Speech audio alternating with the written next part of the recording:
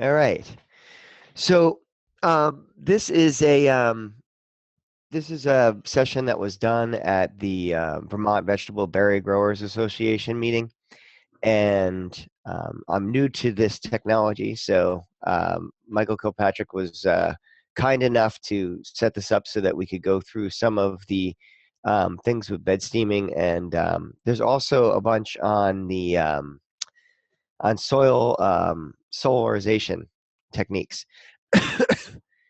So, so my name is Andre Cantelmo. I'm with Heron Pond Farm. We're in Southampton, New Hampshire. That's our longitude and latitude address. Um, our 10 hours of daylight happen, somewhere around the first week of February, about February 7th this year. So that gives you an idea of you know, comparison of day length of wherever you're at. Um, the talk, the main problem I was having in my tunnels was the chickweed. And I don't know if you can see my cursor, but you see these chickweeds over here and over here. And they would get started in our tunnels. And, this is easy enough just to rogue out with a hoe. However, it got to the point where, it just, well, you'll see as we progress through the slides. But basically, chickweed just started to dominate more and more. It was harder and harder to control. So then you have a chickweed problem like this. This is from the Arnold's greenhouse and in Argyle, New York. And you can still see, obviously you're going to get this crop out of here, but the chickweed's getting more and more developed. It's harder to stay on top of even with hoeing, and it can be a real nightmare. And then, then it can come to the point where you can't see the crop at all. This is from outside. This is over at Kilpatrick Family Farm, but you can. It's just an example of how deep a problem it can get. And for our greenhouses, we started winter farming, and we figured and it was easy. We never had weed problems. We never had any problems for years and years. And then once it started, in a matter of 2 years, it turned into this. And this is one of our houses that, obviously this was Swiss chard. This was an idea we had to get rid of the chickweed at first, was to introduce all these chickens. It was the worst idea in the world. It was so bad. It created all kinds of hot spots in our house for tomatoes after, and it really and they didn't really get rid of the chickweed at all. They weren't helpful. So and you can see, if you look at the chickens, you see all the chickweed and very little chard, and it's because they like the chard more than the chickweed anyway. And so they were just going after that. So I was invited to this Frozen Ground conference in 2014, and there's some of the best winter growers around were there. And actually, I think I was invited because I'm mildly entertaining to hang out with. But there was a bunch of people who were who would definitely been at this longer than I. One of them is this guy, Elliot Coleman. Had a really amazing time hanging out with Elliot, and he introduced me to the idea of bed steaming. But he was also playing with the idea of let's talk about whether we're going to do bed steaming or we're going to do soil solarizations techniques. And so, Elliot's full of stories, and so he tells you, back in 1942, they drove this steam machine to the greenhouses. They drove it under its own power and parked it right outside. They hooked up all the steam pipes, and they basically, you can see where these mats are over here, basically steam injecting the soil, and these tubes sterilizing the soil so that they can have weed-free and pathogen-free environment. So on Facebook, pardon me, on Facebook, a lot of people were talking about well, what about soil solarization? This pamphlet, edit it down here. You guys should take that information down. This is the God pamphlet of this technique, as far as I'm concerned. Everything you need to know is in here, and it's from APS Press. And there is a lot of the slides coming forward are from this book, but you can see them doing the solar stuff inside and outside here. And so the theory behind this is pretty simple. You know, you have your soil, then you have your film that goes over the soil, and the sunlight just, you know, warms up the soil through the transparent plastic and gets you to a certain depth of of of treatment. And you have to do this the same way for soil solarization as you have to do for bed steaming, is that you have to make your beds. So any kind of tilling you're going to do, whether it's going to be rototilling or broad forking or whatever, then if you're going to grade it out, like you're going to create your finished seed bed, because you're not going to want to disturb the soil after. It also has to be moist, and then you can lay down the plastic and let her rip. Um, a lot of us had gone to the conference in Manchester, New Hampshire, and met JM up there. He's doing a lot of amazing things with this process. He almost, I think, stale seedbeds, almost everything this way, and he was very forthcoming with a lot of his knowledge and how it works out for him. And he's made it pretty popular. And you can see, you just unroll these. He does it with these are silage tarps, which are relatively inexpensive to be able to do large swaths of soil solarization at a time. And but this is the main problem for soil solarization for me. And the main problem for me is that the if you look down at the bottom axis, this is weeks. And so you have all these pests here, and they all go down severely over weeks and near zero, as a matter of fact, at 9 weeks. But the problem is the time of year, the height of the sun, and the amount of time that it would take to get an effective control of chickweed inside my greenhouses, because I do not have mobile greenhouses. And I am trying to push as many tomatoes through those houses as I can. And so by keeping the tomatoes as late as I do and having my turnover date in mid-October, I only have a little bit of time to take care of these potential problems. So this is a guy who has a flower operation, and the great thing about having a guy with a flower operation is they steam their beds at a different time than you do. And what you'll do is, you know, I basically share this steamer with this guy now, and pretty much has bought him out of it. But, you know, this is Yuda. He runs Bluebell Greenhouses up in Lee, New Hampshire, and he was gracious enough to introduce me to steaming. And this is the steamer.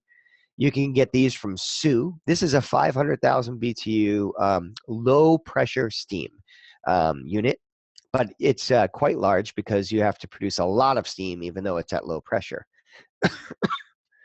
So the basics of steaming are, you know, you need a tarp, a heat tube, a tarp over it, and some kind of weights for the side. This particular picture has a vacuum set up so that you would be actually creating negative pressure under the tarp to quickly induce the steam. But I don't use a vacuum. I just have the steam going regularly. And this is what we're shooting for. So I shoot for 180 degrees.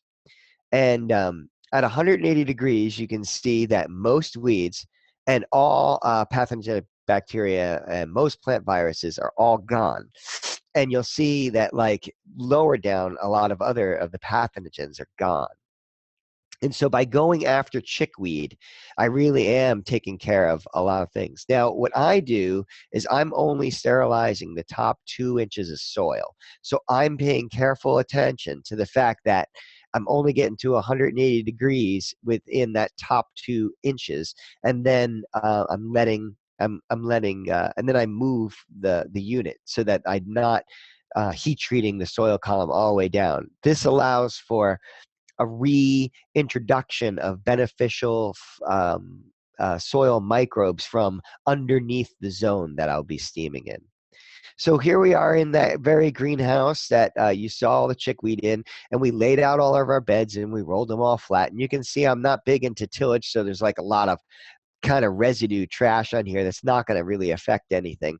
But I roll things flat for very good steaming and very good contact with the with the cedar later. And then we hook up our steamer, and this that black tube coming out of the top right there is where the steam's going to be coming out of, and it is introduced to a lay flat tube here, and you can see there's a little grommet, and that's a close up of the grommet. And then you put this thing grommet size down in the middle of your bed, and this is a 4-foot wide tarp that's put on top. And I weigh it down with whatever I have. And this shows a little bit of like how the steaming works. And you can see I'm losing a little bit of steam there, but that's how quiet it is. Just steams away. And then the one thing you have to be careful of is when you pull this thing off, if your face is over here, it's steam. It'll burn you. But we just hop over from one side to the next. And then we seed with whatever seeder you have, and this is the plant stands that we start to acquire. And no weeding is done at all, no soil disturbance at all to this. And then this is right before we're going to harvest. And again, there hasn't been any weeding to this at all. It's just the way that it grows. And so we've gone from a situation where it used to look like this to where we're having yields like this. And this is the same house, same time of year, and the difference in what the conditions would have been. So the cost of steaming is really dependent on fuel costs. So here we have it set at a $2 a gallon rate, although it was quite low, much lower than the $2 a gallon rate there. And then we moved, so I did cost it out also at $4 a gallon, which it has been. So it would have been, $3.92 if it was $4 a gallon. And so when you look at the total cost of steaming, it's between $400 and $600 for a 30 by 96 house. And when you consider the fact that I've gone from, unusable to, yields, it's good. But even if you don't consider it being completely unusable, you can look at some of these yields. This is a half of, we generally harvest half of a house at a time. We run 7 30 by 96 houses in the winter. So we harvest them half a house at a time. These are some of the yields for some of the different varieties that we were doing at the time. And so that you can see that our first cuts, the difference between our first cuts to our third cuts is huge. I mean, we just have not perfected how much drop off we get. But our total yields this year got us out of a single 30 by 96, 17,675. This is admittedly high. I think this has to deal with the fact that it's such a mild winter, and the production was up. But high 15s and into 16 is about what I would expect. I will definitely take the higher yields if I can get them. And then, here's my contact information. If you have any other questions, you can just email me there. I don't answer my phone when I can't recognize the number very much, but I will probably respond to email. And I think that's all I got there. Yeah, Andre, I'm just going to jump in here. Yeah, because that would be good, because I'm trying to figure out how to get back to the screen where I can talk to people. So if anyone has any questions, if you just want to type them into the question and answer area, feel free, and we'll go ahead and get those answered. And again, apologize for not starting on time and not being here, Andre. It's you posted on Facebook like I need to set myself a reminder, and Michael was the one who needed the reminder. He got out of his truck and left his phone in there. So someone's asking for more details on the steamer. Andre, do you want to talk a little bit more about the steamer and how that works? Yeah, so it's a 500,000 BTU steamer. It's not something that you can farmer rig at all. You really need to have, a low pressure steamer. You can't just use a boiler to do it. And the reason is that the boiler chamber is too small to be able to produce enough steam at the lower pressure once you take that out. So you need a unit like this. Sue is probably the most popular company. The steamer that I showed you is quite expensive. It's about $30,000. However, you can get them used. I know that if Pete Johnson from Pete's Greens in Craftsbury, Vermont, just picked one up for under $3,000 and probably put about $500 immediately into it. But you can that unit that I had was 30 years old. It needed a complete rebuild in the water jacket, so we had to cut it in half at the boiler shop. So we put about $3,700 in it. So even if you buy one for a couple thousand and have to do a complete rebuild, you're only looking at under 6,000 of a unit like that. So. And I think, Andre, the cost value of that, of not having the weed and the increased yields you get, easily would recoup that, even with a couple greenhouses. And the cost of steaming slide back there included the depreciation cost of buying a steamer new. So even if you spent the 30,000, that cost per greenhouse was actually using the depreciated hour value of your unit. So so that's how much it would cost, including the cost of the unit. Cool. And I see there's another question about the material used to cover the soil. Well, Sue will be glad to sell you a official cover that comes in different sizes. Usually the 4-foot size is the more convenient size to use. And you can get a 100-foot, 4-foot thing and 100 feet of that steamer hose for about $500 from them. It's nice to have that particular material because of you'll notice when you try to use other types of tarps and things, they don't hold the heat down as well. They're not made as woven and tough, and they also cling to the soil when you try to move it from one bed to the next. Like you can literally just pick this thing up and move it, and nothing seems to stick to it. So it's worth the $250 for the soil cover. It's not a good soil cover to use solar solarization with. You need you need either black, or you either have to go black or you have to go clear. This stuff is not is usually kind of like an opaque material that doesn't really hold in a lot. It doesn't have that same effect as like a black plastic would on the ground.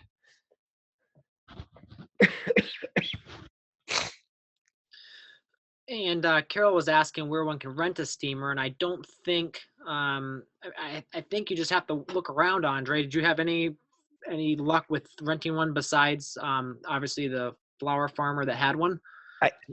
I think the most notably you'll find that that a lot of guys doing flowers will have them. Okay. It's actually, once you started looking around at flower growers, it's like old hat to them, and they're mainly because they're looking at pathogens. They're not looking at as much at um they're not looking as much at weeds. I don't know why. Maybe they just don't have the same weed problems that we do, but it's a lot more delicate to grow some of the flowers that they're growing. So you'll find them out there. Yeah. How long is the bed steamed for? The bed is steamed for it's at depth. So basically, my soils are a little heavier. So my soil is a little heavier, so it takes a little longer. When I go into a sandier soil, it's shorter. So the heavier, the longer.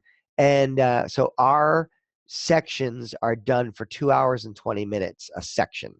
And so that's 4 foot by 100. And it takes 2 hours, and that's 180 degrees to 2 inches of soil depth. how big an area can be steamed at once? The How big an area? Okay, well, that depends on the size. Like, it depends on the size of your steamer and how and the length that you want to steam. So, um, we used to do this in 48 feet sections because that was the size tarp that the flower grower had. But then come to find out the 500,000 BTU unit would do 100.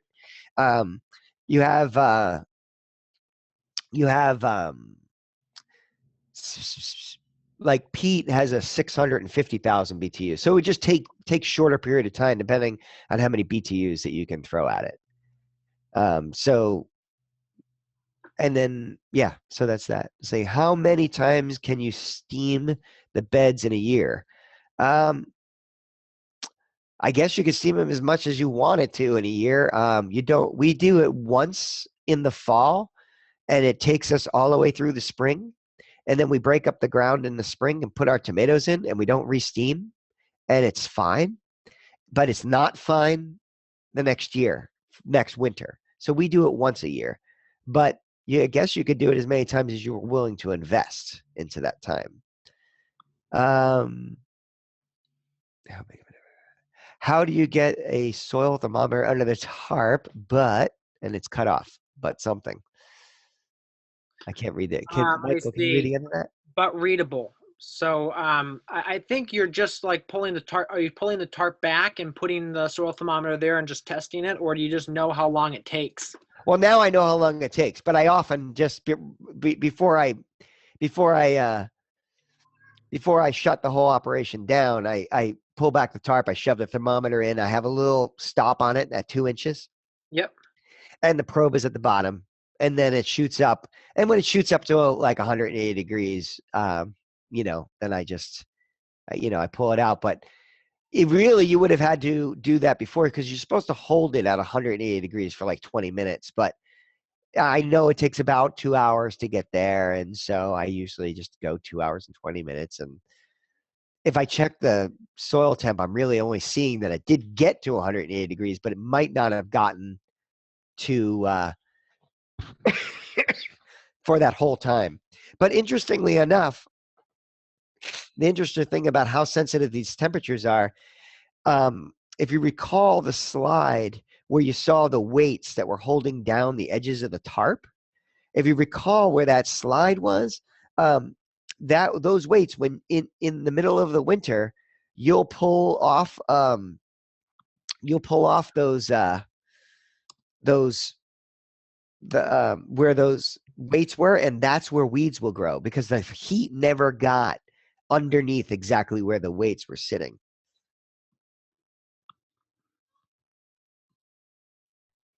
I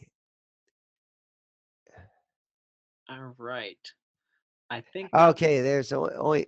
Oh, is this you asking about the 6 millimeter plastic? No, that was someone else. Yeah. Six millimeter plastic, 6 mil plastic I use for when I do my stale seed bedding and by sun. Yeah. The tarp is thicker than 6 mil that goes down. How are you only steaming the top 2 inches of soil? This experience, I'm actually steaming below the top 2 inches of soil. But what I'm doing is only getting to temperature at 2 inches of depth through experience. And then, I mean, that was like, the first time I did it, I just kept checking. And I did that a lot for um, the first few, first few times I did it, I guess. All right. And then the last question is they're only using one hose to spread the steam over the bed. Oh, why do we only need one hose? Yeah, I think that was the question. Oh, well, yeah, I mean, I guess I had thoughts like, well, how is this actually going to work? But boy, I mean, it's plenty of steam under there. The whole thing, billows up. The whole tarp billows up. It produces a lot of steam in there, and so it just keeps the idea is just to warm up that soil. And then Carol had a great question. Is there any downsides? Any, decrease in soil life or anything like that? I know that's something some people were discussing when we were talking about steaming, when you were first thinking about it, Andre. Yeah, definitely. It came up at the conference Yeah. you and I were at. I mean, it was a big deal. And I think it was Pete who convinced me because he had done so much work over in Norway.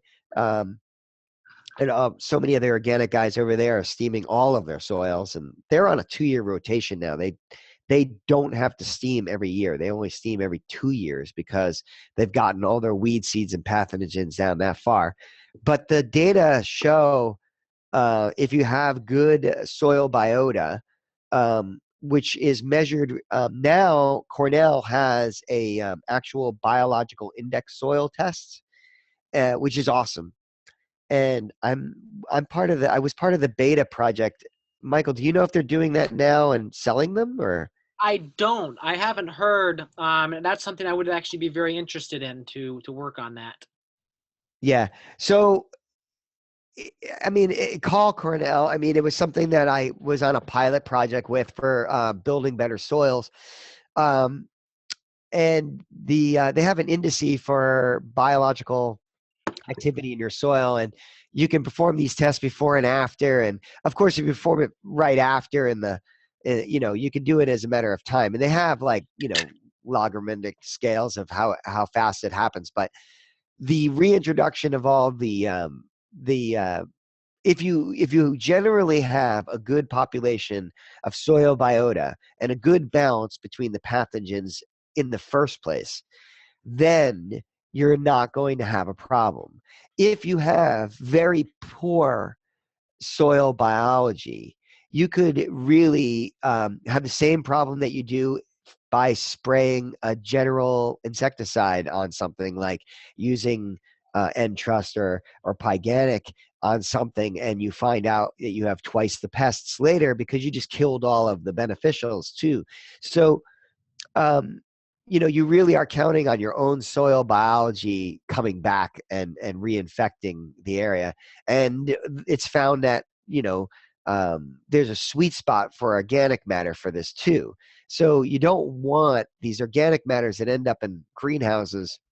Mike Collins and I were actually just talking about this. Like, organic matter in some of our greenhouses, because we treat it like a sandbox because we're there all the time. I mean, they kick it up to like 15% or something. And like, that's just too much organic matter. But if you have no organic matter, down 3% or below 5%, that's not really good either. So the sweet spot, I would say, would be above 5% organic matter, because it really aids in the whole process of both the reinfection of the biota and the equalness and the evenness of getting the proper temperature at the proper depth across the entire length of your greenhouse. Absolutely. All right. Cool. Well, I think that was all the questions we had. And just again, this was Johnny's was very gracious to sponsor this webinar by paying for the software used for this. We want to thank them for that again. And any final questions? And if not, we will go ahead and end the webinar. So again, thanks for coming, and again, thanks for putting up with us getting started late. And thanks to Andre for putting together all this information and being the brave one and actually going and doing it. So I know there's so many ideas us farmers talk about, but sometimes we don't actually go ahead and get them done. So again, thanks to Andre for being brave and doing this. So, all right, thanks everyone so much, and you all have a good evening. And we will try to get the replay up within the next 24 to 48 hours. I'll try to get that either up tonight or tomorrow sometime. So, all right, I'm going to go ahead and end the meeting. Thank you very much for coming. Thanks, Michael.